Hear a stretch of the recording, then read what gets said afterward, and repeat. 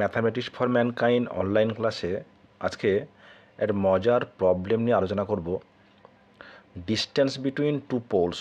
এখানে আমাদের এই গ্রিন কালারে দুটো পোল আছে, তাদের মাঝখানে কী হয়েছে, একটা কেবল, একটা তার টাঙানো আছে।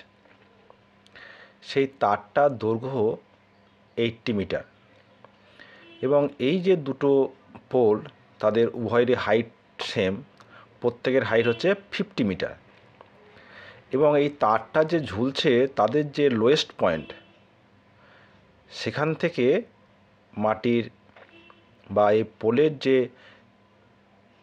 ভূমিপ্রান্ত তার দৈর্ঘ্য হচ্ছে 10 মিটার।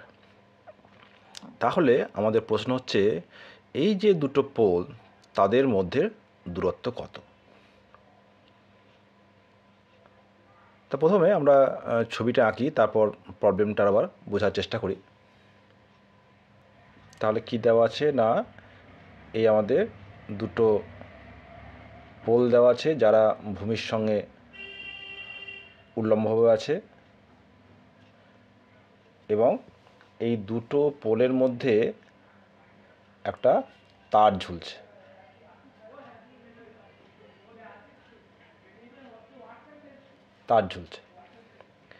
এবং এই যে তারের যে এন্ড, সব থেকে যে নিচের বিন্দুটা, তার সঙ্গে এই যে মাটি, তার দূরত্ব হচ্ছে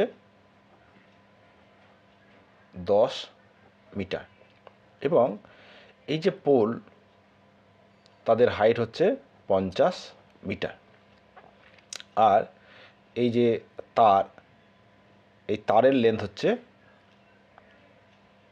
80 মিটার। তাহলে আমাদের যেটা বের করতে হবে সেটা হচ্ছে, এই যে দুটো পোল তাদের মাঝে দূরত্ব কত। ঠিক আছে,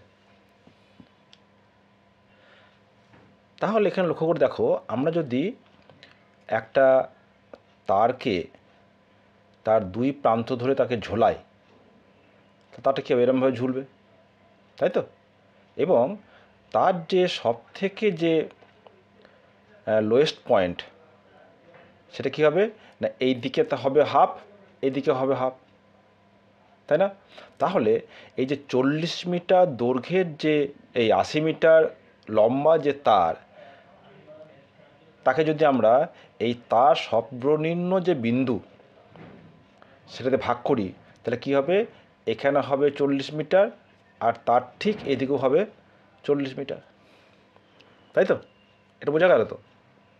আচ্ছা, এবার দেখো, এই যে সর্বনিম্ন যে বিন্দু, আমি যদি সেই বরাবর একটা ভূমির সঙ্গে সমান্তরাল রেখা অঙ্কন করি, তাহলে কি হবে, এই যে ডিস্টেন্সটা, এটাও হবে 10 মিটার। আমার এই যে পোল, তার দূরত্ব কত? 50 মিটার। তাহলে এই দৈর্ঘ্যটা কত হবে? 50 মাইনাস 10 মানে হচ্ছে 40 মিটার, তাই না?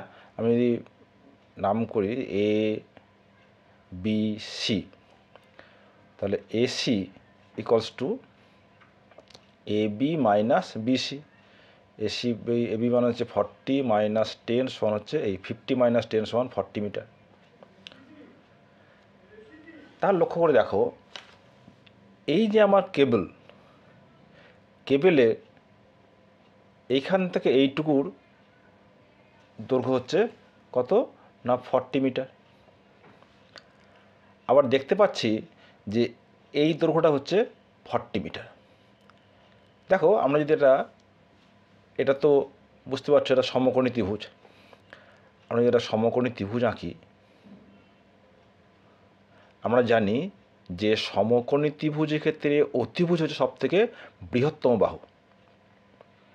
তাহলে এই বাহুটা নিঃসন্দেহে অন্য কোনো বাহুর সঙ্গে সমান হতে পারে না, তাই না?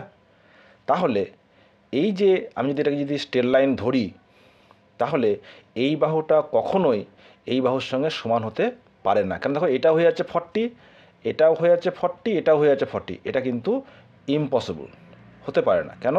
আমরা জানি যে সমকোণী ত্রিভুজের ক্ষেত্রে অতিভুজ হল বৃহত্তম বাহু, এই দুটো বাহু সমান হতে পারে, কিন্তু এই বাহু দুটো কখনোই অতিভুজের সঙ্গে সমান হতে পারে না। এই প্রমাণ কিন্তু আমরা আগে করেছি, আমাদের যে ডেসক্রিপশন বক্স আছে তার লিঙ্ক আমরা দিয়ে দেবো, দেখতে পারো, যে সমকোণী ত্রিভুজের ক্ষেত্রে অতিভুজ হচ্ছে বৃহত্তম বাহু।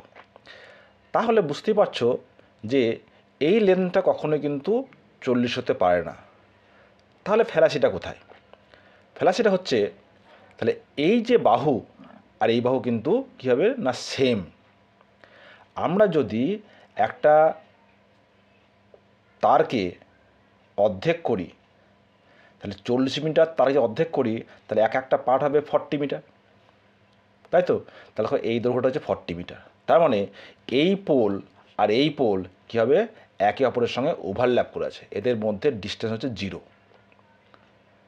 তাহলে দেখো, দুটো পোল যদি একে অপরের সঙ্গে ওভারল্যাপ করে যায়, তার মানে দুটো পোলের মধ্যবর্তী দূরত্ব যদি 0 হয়ে যায়, তখন কি হবে, এই তারটা এই পোল বরাবর ঝুলবে।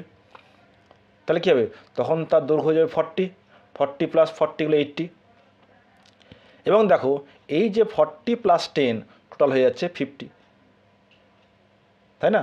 তাহলে এই যে বিশেষ একটা ক্ষেত্র, 80 মিটার দৈর্ঘ্যের একটা তারকে ঝোলালে তার যে সর্বনিম্ন বিন্দু যদি ভূমির সঙ্গে 10 মিটার উচ্চতা থাকে, তাহলে আমাদের কি হবে না, এই দুটো পোল কি হবে না, একে অপরের সঙ্গে ওভারল্যাপ করে যাবে, এদের মধ্যবর্তী দূরত্ব হবে 0। নইলে কিন্তু কখনোই এইভাবে সম্ভব নয়। তাহলে কি হবে, দুটি বা ডিস্ট্যান্স